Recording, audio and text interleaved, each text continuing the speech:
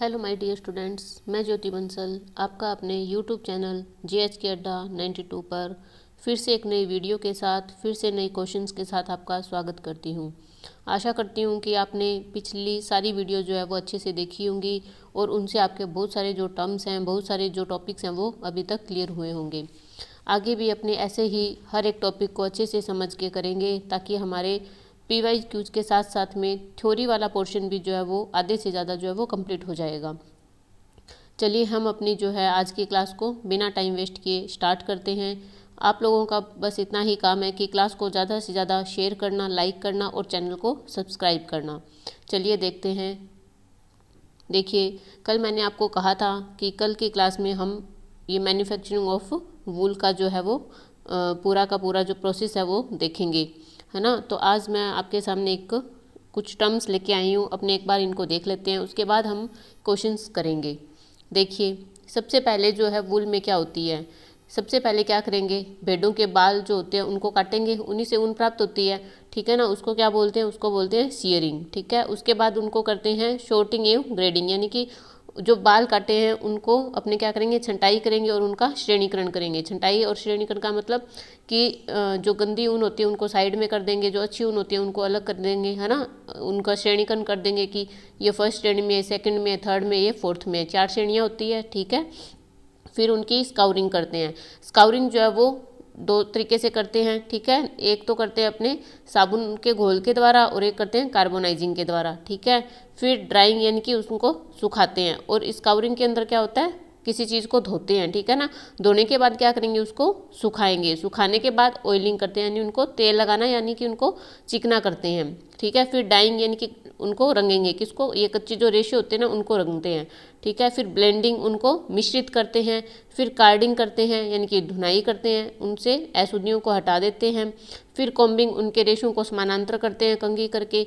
फिर drawing out करते हैं, यानी कि उनको खींचते हैं थोड़ा कंघी करने के बाद में। फिर रोविंग, घुमाना, उनमें ऐंठन देते हैं। फिर स्पिनिंग का कार्य होता है। उसके बाद वीविंग होता है। फिर फुलिंग होता है, यानी कि भराई, फुलनेस लाना। फिर क्रैम्बिंग होता है, ठीक है ना। क्रैम्बिंग होता है, इससे क्या करते हैं, जो भी अपने वस्त्र तैयार कर रहे हैं उसको एक निश्चित आकार देते हैं, रूप देते हैं, ठीक है। उसके बाद में ब्लीचिंग व डाइंग करते हैं। क्रेपिंग के बाद में ब्लीच करते हैं, उस पर लास्ट में आ जाता है आपका फिनिशिंग। उस पर जो भी परिसज्जाएँ की जाती है वो बिल्कुल एंड में कर देते हैं, ठीक है। आशा करती हूँ आपको ये सारे जो टर्म्स है वो अच्छे से समझ आ गए होंगे कि किसके बाद क्या होगा, ठीक है ना। इनका एक क्रम होता है, ये क्रम वाइज ही आपको याद करने हैं। सबसे पहले सीरिंग यानी कि काटेंगे बालों को, फिर सॉर्टिंग और उनको ग्रेडिंग करेंगे। उसके बाद स्काउरिंग करेंगे, उनको धोएंगे। धोने के बाद जब अपने बाल धोते हैं, बाल धोने के बाद क्या करते हैं, सुखाते हैं। सुखाने के बाद तेल लगाते हैं, यही करते हैं ना, ये तीनों चीज़ होगी। उसके बाद डाइंग करेंगे, रंगेंगे उसको। कच्चे रेशे को अगर रंगना है तो ऑयलिंग के बाद होगा, ठीक है। फिर ब्लेंडिंग यानी कि उनको मिश्रित करेंगे। फिर कार्डिंग करेंगे, फिर कॉम्बिंग करेंगे, फिर थ्रोइंग आउट करेंगे। ये जो टर्म्स है ये अपनों ने कॉटन में भी देखे थे। रोविंग करेंगे, फिर स्पिनिंग करेंगे, फिर वीविंग करेंगे, फिर उनमें फुलनेस लेके आएंगे, यानी फिलिंग करेंगे। फिर क्रेमिंग करेंगे, फिर ब्लीचिंग करेंगे और लास्ट में फिनिशिंग हो जाएगा, ठीक है। नेक्स्ट देखते हैं। देखिए, ऊनी फेल्ट बनाने का सही क्रम क्या है। फेल्ट मतलब नमदा बनाना, ठीक है ना। तो इसका सही क्रम क्या होगा देखते हैं। ऊनी तंतुओं को परतों में लगाना, ऊनी तंतुओं की सफाई, मिश्रण और धुनाई करना, वेब को पीटना, दबाना और निचोड़ना, ताप और नमी देना, फेल्ट को परिसज्जा प्रदान करना, धोना, खंगालना और सुखाना। अब ये देखिए, फेल्ट को परिसज्जा प्रदान करना, ये बताइए परिसज्जा जो है, हम किसी भी चीज़ में परिसज्जा जो है वो कब करते हैं, बिल्कुल लास्ट में करते हैं ना। तो ये बिल्कुल लास्ट का हो गया। अब पहली बात तो अपने ये देखते हैं कि लास्ट में कहीं 5 नंबर आ रहा है क्या। तो लास्ट में 5 नंबर देखो कौन सी में आ रहा है, डी में आ रहा है ना आपका, आ रहा है। एक में ही आ रहा है, नहीं 2 में आ रहा है, फर्स्ट में भी आ रहा है और इसमें भी आ रहा है। तो ये वाला ऑप्शन तो बिल्कुल गलत हो गया, बी और सी, क्योंकि परिसज्जा जो है वो क्या होती है, लास्ट में होती है बिल्कुल। और सबसे पहले हम क्या करते हैं, किसी भी तंतु की सफाई करेंगे, मिश्रण उनको ब्लेंडिंग करेंगे और धुनाई यानी कि कार्डिंग करेंगे, यही करते हैं, है ना। सबसे पहले तो सेकंड नंबर देखो कहाँ आ रहा है, सेकंड नंबर आ रहा है आपका डी में, यानी कि ऑप्शन अपना यही सही होगा, ठीक है ना। तो सबसे पहले क्या करेंगे, सफाई कर दिया, मिश्रण कर दिया, धुनाई कर दिया। उसके बाद उनकी जो तंतु होते हैं उनकी परत लगाएंगे, ठीक है। परत लगाने के बाद उनको क्या करेंगे, ताप और नमी देंगे, फिर उनको दबाते हैं, ठीक है ना। ताप दाब से ही नमदा बनता है, ठीक है। पहले ताप देंगे फिर उनको दबा देंगे, उसके बाद में क्या करेंगे बताओ, पहले ताप दे दिया उसके बाद में उनको दबा दिया, फिर अपने इनको धोएंगे, खंगाल लेंगे और सुखाएंगे, ठीक है। और लास्ट में सूखने के बाद क्या कर देंगे, उन पे परिसज्जा जो है वो कर देंगे। तो अपना राइट आंसर क्या हो गया, डी, ठीक है। नेक्स्ट देखते हैं, ऊन अपनी लगभग मजबूती खो देती है जब गीली होती है। ये वाला क्वेश्चन अपनों ने कल भी किया था ना, उसमें 40% जो है वो आंसर माना हुआ था।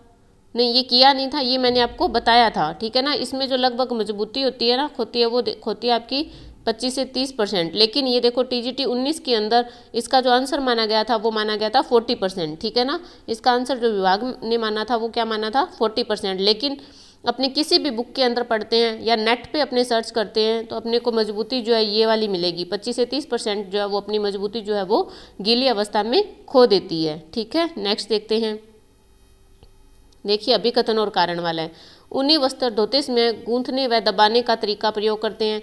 ऊनी वस्त्र को धोते हैं तो अपने कैसे करते हैं, उनको आटे की तरह गूंथते हैं और उनको दबा दबा के धोते हैं ना, ठीक है। ऊन की स्केली रचना रगड़ के दौरान फेल्टिंग उत्पन्न करती है, और दबाने से क्या होता है, दबाने से क्या होता है, फेल्ट बनता है ना। तो ये दोनों ही क्या हो जाएंगे, सही हो जाएंगे, और इसकी व्याख्या भी है वो सही कर रहा है ये, ठीक है। तो ये ए और आर दोनों ही सही है, और ये आर जो है वो सही वर्णन जो है वो ए का कर रहा है, ठीक है ना। नेक्स्ट देखते हैं, क्योंकि गूंथने और दबाने से ही क्या बनता है आपका, फेल्टिंग बनती है, ठीक है ना। क्या होता है, गूंथने और दबाने से ही फेल्ट बनता है, तो ये सही है बिल्कुल, ठीक है ना। नेक्स्ट, ऊन के उत्पादन का सही क्रम दीजिए। अब देखिए ये अपनों ने अभी पीछे जो फर्स्ट स्लाइड के अंदर 15-16 स्टेप देखे थे, उनमें से सिर्फ 5 स्टेप पूछे हैं, ठीक है ना। उन्हीं के अकॉर्डिंग इसको अपने को करना है, काटना, धुनना, कंघी करना, कार्बोनाइजिंग करना, उस श्रेणी में रखना। तो बताइए सबसे पहले क्या था वहाँ पे, शेयरिंग करना था ना, शेयरिंग करना मतलब काटना, ए आ गया। उसके बाद में क्या था, शेयरिंग के बाद में क्या था बताओ, ठीक है। शेयरिंग के बाद में क्या जाएगा आपका, जाएगा श्रेणीकरण करना, कि कौन सी अच्छी श्रेणी की है, कौन सी बुरी श्रेणी की है, यानी कि ई, ग्रेडिंग करना। उसके बाद में स्काउरिंग कर रहे थे, स्काउरिंग 2 तरीके से होती है बताया था, फिर डी आ जाएगा। उसके बाद में बताओ धुनना या कंघी करना, तो पहले आएगा कार्डिंग, बाद में आएगा कॉम्बिंग, ठीक है ना। AEDBC देखो कहाँ है, AED आ गया, बी ये तो होगा नहीं, AEDBC यानी कि सी जो है अपना बिल्कुल करेक्ट आंसर हो जाएगा, ठीक है ना। नेक्स्ट देखते हैं, सूची फर्स्ट में दी गई सूची सेकंड को उनके स्रोत से मिलान करना है, ठीक है ना। सूची फर्स्ट में और सूची सेकंड में देखो क्या दिया हुआ है, खींची हुई ऊन यानी कि पुल्ड ऊन, ठीक है ना। पवित्र ऊन यानी कि वर्जिन ऊन, पुनर्चक्रण ऊन यानी कि जिसको अपने दोबारा काम में ले सकते हैं, ठीक है। कटी हुई ऊन यानी कि जीवित जो पालतू जो पशु होते हैं उनसे जो ऊन काटते हैं उनको क्या कहते हैं, ठीक है ना। ये ऐसा एक क्वेश्चन अपनों ने कल भी देखा था ना। उसमें क्या थी, कटी हुई यानी कि जीवित भेड़ से जो ऊन प्राप्त होते हैं उसको अपने क्या कहते हैं, उसको कहते हैं फ्लीस, क्या कहते हैं, फ्लीस, ठीक है ना। यहाँ पे दे दिया कटी हुई ऊन, है ना, लेकिन ये क्या हो गया, फ्लीस। तो देखिए खींची हुई यानी कि पुल्ड ऊन किससे प्राप्त होती थी, मरे हुए जानवर से, तो एक मरे हुए जानवर से, ये इससे मैच हो जाएगा सी से, ठीक है। पवित्र ऊन, वर्जिन ऊन वो होती है जो फर्स्ट टाइम कटी हुई होती है, जो ताज़ा होती है, ठीक है ना। तो देखिए कहाँ पे, जिंदा पालतू जानवर बिना प्रयोग में आया रद्दी माल, मरे हुए जानवर ताजी बिना उपयोग में आई ऊन, बिना उपयोग में आई ऊन को क्या कहते हैं, वर्जिन ऊन कहते हैं, ठीक है ना। पुनर्चक्रण होता है बिना प्रयोग में आया रद्दी माल जो होता है उसको पुनर्चक्रण ऊन कहते हैं।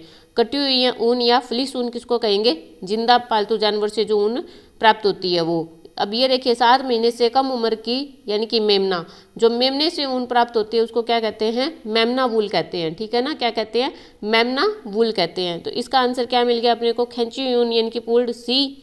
तो सी देखो कहाँ पे आ रहा है, इसमें बी में आ रहा है ना, CDBA सही है ये, ठीक है। इसके अलावा देखो कौन कौन सी ऊन होती है, इसके अलावा आपका होता है एक मेमना ऊन होती है जो कि 7-8 महीने के जो उम्र का जो भेड़ होता है, भेड़ का बच्चा होता है उससे प्राप्त करते हैं, ठीक है। एक होती है होगेट ऊन, ठीक है ना। होगेट ऊन जो प्राप्त होती है वो होती है आपकी 12 से 14 महीने के जो भेड़ का जो बच्चा होता है उससे जो ऊन प्राप्त होती है उसको बोलते हैं होगेट ऊन, ठीक है। एक होती है आपकी पवित्र ऊन यानी कि वर्जिन ऊन हो गई। दूसरी होती है वेदर ऊन। वेदर ऊन कौन सी होती है, वर्जिन ऊन होती है जो भेड़ से पहली बार ऊन उतारते हैं, ठीक है। और जो आपकी वेदर ऊन होती है वो होती है जो दूसरी बार जो भेड़ से उतारी गई ऊन है उसको क्या बोलते हैं, उसको बोलते हैं वेदर ऊन। ठीक है, पुल्ड ऊन हो गया इसमें। अब आता है आपका आगे कोटी ऊन। कोटी ऊन क्या होती है? कोटी ऊन होती है जैसे किसी भी भेड़ को प्रतिकूल परिस्थिति में पाला जाता है और उसको खाने को भी अच्छा आहार जो है वो ना प्राप्त हो, तो उस प्रकार की भेड़ से जो ऊन हमें मिलेगी उसको बोलते हैं कोटी ऊन। ठीक है, फिर आता है एक टैगलोक ऊन। टैगलोक ऊन क्या होती है? टैगलोक ऊन जो होती है वो एक निम्न श्रेणी की ऊन होती है, उसमें टूटे फूटे उलझे हुए जो ऊन के धागे होते हैं, रेशे होते हैं। ठीक है, मृत ऊन। मृत ऊन आपको कल भी बताया था कि एक्सीडेंट से अगर किसी जानवर की मृत्यु हो जाती है और उससे जो ऊन लेते हैं उसको बोलते हैं डेड ऊन। ठीक है ना।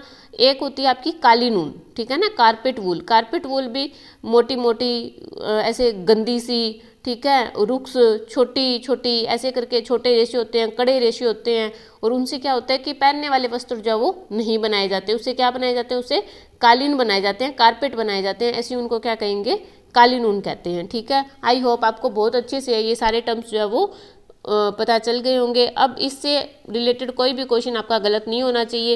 एक तो टाइप ऑफ ऊन यानी कि ऊनी रेशों का जो वर्गीकरण है उससे रिलेटेड, एक जो प्रोसेस होती है ऊन की उससे रिलेटेड, मेनली ये 2-3 टर्म्स होते हैं जिनसे अपने क्वेश्चन पुट किए जाते हैं बार बार घुमा फिरा के, तो इनसे अब आपके क्वेश्चन जो है वो गलत नहीं होंगे। नेक्स्ट देखते हैं, ऊन के विनिर्माण तथा प्रोसेसिंग का अनुक्रम बताइए। ये भी देखो फिर से वही सेम चीज़ आ गई, बस क्या होता है कि थोड़ा सा या तो जैसे 17 पार्ट दे रखे हैं, उनमें से किसी में 5 पार्ट कोई से पूछ लिए, किसी में 7 पूछ लिए, किसी में 8 पूछ लिए। ठीक है, किसी में स्काउरिंग दे दिया, किसी में कार्बोनाइजिंग दे दिया, ऐसे करके ही ये लोग जो है वो क्वेश्चन को थोड़ा घुमा फिरा देते हैं, बाकी चीज़ें सारी वही होती है। ठीक है ना, देखते हैं इसमें क्या है। लैप निर्माण, टॉप्स व नाइल्स को अलग करना, तंतुओं का श्रेणीकरण, कार्बोनाइजिंग, स्काउरिंग, धोना या तेल लगाना। अब देखिए इसमें दो ये शब्द हैं, टॉप्स और नाइल्स। ये क्या होते हैं? नाइल्स जो होते हैं ना वो छोटे रेशों को बोलते हैं। किसको बोलते हैं? छोटे जो रेशे होते हैं उनको नाइल्स बोलते हैं, और जो बड़े रेशे होते हैं उनको क्या बोलते हैं? उनको बोलते हैं आपके टॉप्स। ठीक है ना, क्या बोलते हैं? टॉप्स बोलते हैं। ठीक है, तो इसमें सबसे पहले जो है वो क्या करेंगे बताओ? बताओ सबसे पहले क्या करेंगे? देखो इसमें सबसे पहले क्या करेंगे? अपने सबसे पहले क्या करते हैं? भेड़ से ऊन प्राप्त करते हैं, इनकी शेयरिंग। शेयरिंग इसमें नहीं है। फिर अपने क्या करते हैं? उनको श्रेणीकरण करते हैं, है ना, यही करते हैं ना, उनको शॉर्टिंग करते हैं, श्रेणीकरण करते हैं उनका। तो शॉर्टिंग कहीं है? नहीं है। श्रेणीकरण है? बिल्कुल है जी। कहाँ पे है? ये रहा, यानी कि 3rd नंबर। ठीक है, श्रेणीकरण करने के बाद में क्या करते हैं बताओ? श्रेणीकरण करने के बाद में क्या करते हैं? स्काउरिंग करते हैं ना।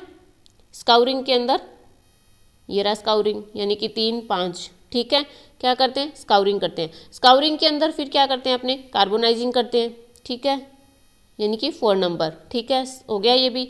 उसके बाद में क्या करेंगे? स्काउरिंग हो गया, उसके बाद में क्या करेंगे? धो दिया। धोने के बाद क्या करेंगे? धोने के बाद में तेल लगाना, यही करेंगे ना। तेल लगा दिया उन पे, 6 नंबर आ गया। ठीक है, उसके बाद में क्या करेंगे? कार्डिंग करते हैं। कार्डिंग के अंदर क्या होता है? लेप का निर्माण हो जाता है। ठीक है, उसके बाद में टॉप्स और नाइल्स को अलग अलग कर देंगे।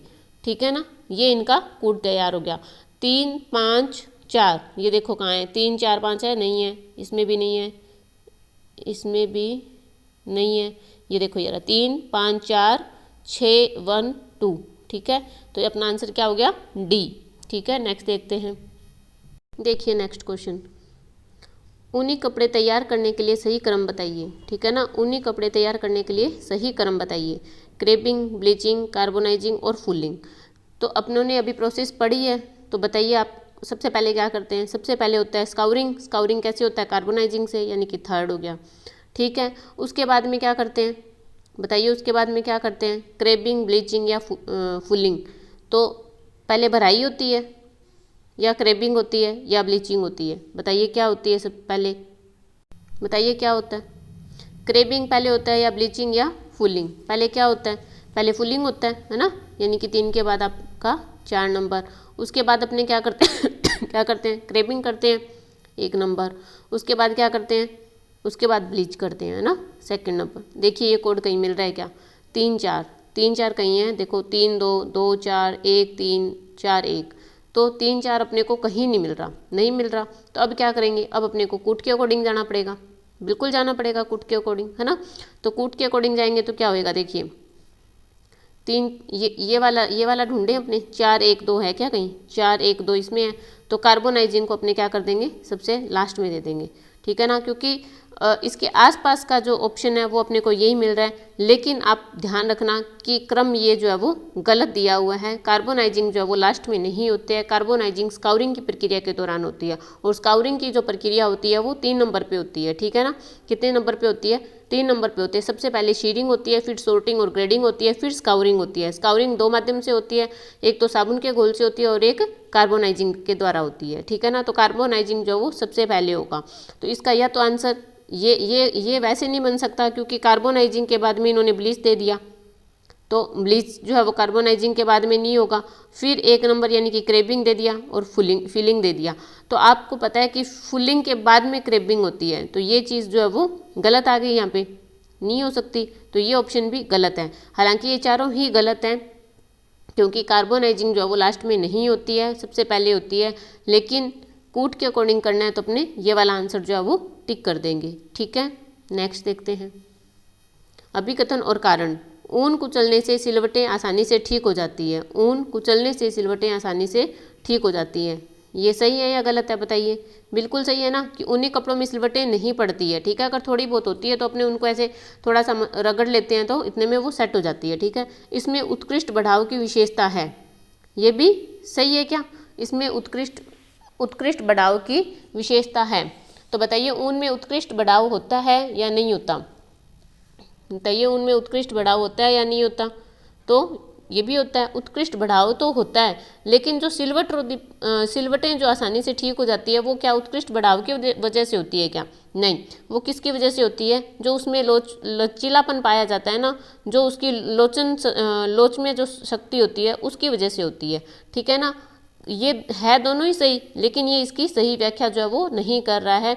इसके उत्कृष्ट बढ़ाव की वजह से सिलवट जो है वो आसानी से ठीक नहीं होती है। सिलवट जो आसानी से ठीक होती है वो किसकी वजह से होती है, लोच में जो उसकी शक्ति है उसकी वजह से होती है, ठीक है ना।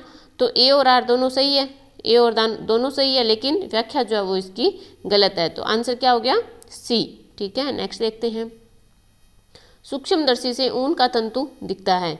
सूक्ष्मदर्शी से ऊन का जो तंतु है वो कैसे दिखता है, आसंदी, शल्क, रेखित या गुंथा हुआ।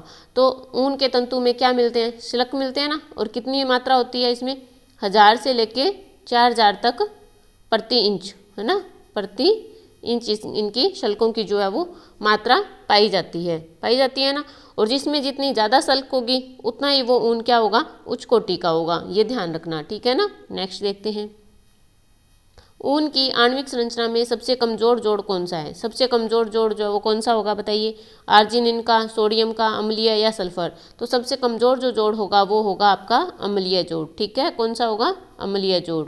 नेक्स्ट देखते हैं, ऊन के तंतु के अणु में उपस्थित सल्फर के 2 परमाणुओं के बीच के बंध का नाम क्या है। बंध का नाम, सल्फर के अणु पूछा, ठीक है ना। सल्फर के परमाणुओं के बीच में कौन सा बंध पाया जाता है, salt linkage, van der Waals force, cysteine linkage या हाइड्रोजन बॉन्ड। तो सल्फर के 2 अणुओं के बीच जो बॉन्ड पाया जाता है उसको बोलते हैं वॉन्डरवॉल फोर्स बोलते हैं। कौन सा फोर्स बोलते हैं, वॉन्डरवॉल फोर्स बोलते हैं। और इसमें होता क्या है, इसमें होता है कि जो ये वंडरवॉल जो फोर्स है ना, ये अणु और परमाणु ये दोनों को अपनी ओर आकर्षित करता है, ठीक है ना। अणुओं को भी करेगा और परमाणुओं को भी करेगा, ठीक है। नेक्स्ट देखते हैं, ऊनी वस्त्रों में सिलवट प्रतिरोधक का कारण क्या है। देखिए ये घुमा फिरा के वापस वही आ गया, एक तो अच्छा लचीलापन और प्रतिस्कंदा यानी कि दाब सहने की शक्ति उसकी, ठीक है ना। प्रतिस्कंदा यानी कि दाब सहने की शक्ति, तो ये दोनों ही हो गए ना, अभी पीछे भी यही देखा था अपनों ने। तो ए और बी दोनों ही सही है, ठीक है। नेक्स्ट देखते हैं, निम्नलिखित किस प्रक्रिया के अंतर्गत भेड़ के बाल काटे जाते हैं। बताइए भेड़ के बाल काटने को क्या कहते हैं, शेयरिंग, फेल्टिंग, शेयरिंग, रेटिंग या स्काउरिंग। तो क्या कहते हैं, शेयरिंग कहते हैं ना। नेक्स्ट देखते हैं, टैगलोक ऊन क्या है। अभी मैंने बताया था टैगलोक ऊन क्या है, उच्च श्रेणी की ऊन, मध्यम श्रेणी की, निम्न की या मजबूत ऊन। तो टैगलोक ऊन कैसी होती है, गंदी होती है ना, टूटी फूटी टेढ़ी मेढ़ी, तो वो कैसी हो जाएगी, निम्न श्रेणी की ऊन हो जाएगी, ठीक है। नेक्स्ट देखते हैं, प्राणिज रेशा कौन सा है, नारियल, लीलन, रेशम या सन। तो बताइए प्राणिज रेशा जो है कौन सा है। प्राणिज रेशे में फर्स्ट क्लास में हमने देखा था कि 2 आते हैं, कौन कौन से, ऊन और रेशम। कौन से आते हैं, ऊन और रेशम। ये सारे क्या है, वानस्पतिक रेशे है ना, ठीक है, इसका आंसर क्या मिल गया? रेशम। नेक्स्ट, ऊनी कपड़े के लिए सबसे अच्छा ब्लीच है, तो सबसे अच्छा जो ब्लीच है वो कौन सा है बताइए?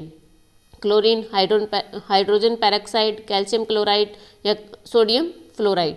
तो ऊनी कपड़े के लिए अच्छा ब्लीच कौन सा होता है? हाइड्रोजन पेरोक्साइड होता है। कौन सा होता है? हाइड्रोजन पेरोक्साइड होता है, ठीक है ना। नेक्स्ट देखते हैं,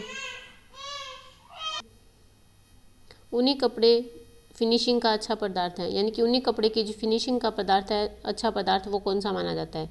chlorine, calcium chloride, hydrogen peroxide या हाइड्रोजन फ्लोराइड। तो देखिए दोनों क्वेश्चन की लैंग्वेज जो डिफरेंस है, ठीक है ना, बाकी आंसर जो है वही सेम हो जाएगा, हाइड्रोजन पेरोक्साइड। और हाइड्रोजन पेरोक्साइड होता है, इसके अलावा एक और होता है, वो कौन सा होता है बताइए? इसके अलावा कौन सा होता है? अगर सोडियम का पूछ ले तो कौन सा होता है? सोडियम हाइपोक्लोराइड होता है, ठीक है ना। कौन सा होता है? सोडियम हाइपोक्लोराइड, ठीक है ना। नेक्स्ट देखते हैं, यदि ऊन को क्षार युक्त साबुन से धोया जाए तो वह कड़ा हो जाता है, चमकीला हो जाता है, मोटा हो जाता है, पतला हो जाता है। तो हमने फर्स्ट क्लास में देखा था कि क्षार का जो प्रभाव है वो अच्छा नहीं पड़ता है इस पर ना, तो कैसा हो जाएगा?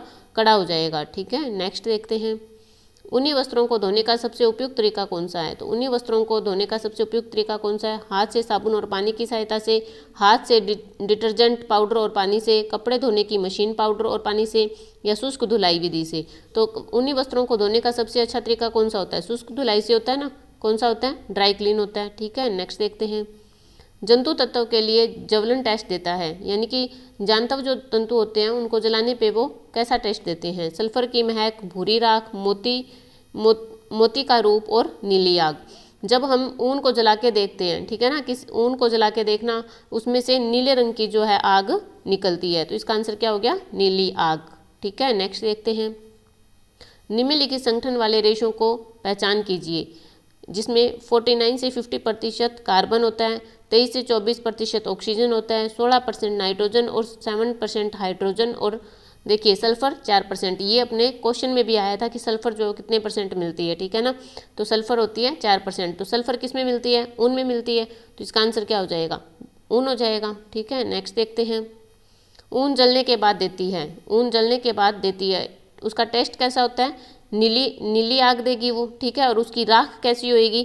काली भस्म या काले दाने या ग्रे भस्म, या फिर इनमें से कोई नहीं। यानी कि ऊन को जब जला के देखते हैं तो उसकी राख जो होती है वो कैसी होती है? तो उसकी राख हो जाती है काली भस्म, ठीक है ना। कैसी देती है? उसकी राख जो होती है वो काले रंग की हो जाती है, ठीक है। नेक्स्ट देखते हैं, कौन सा जानवर ऊन प्राप्ति का स्रोत नहीं है? ठीक है ना, नहीं है।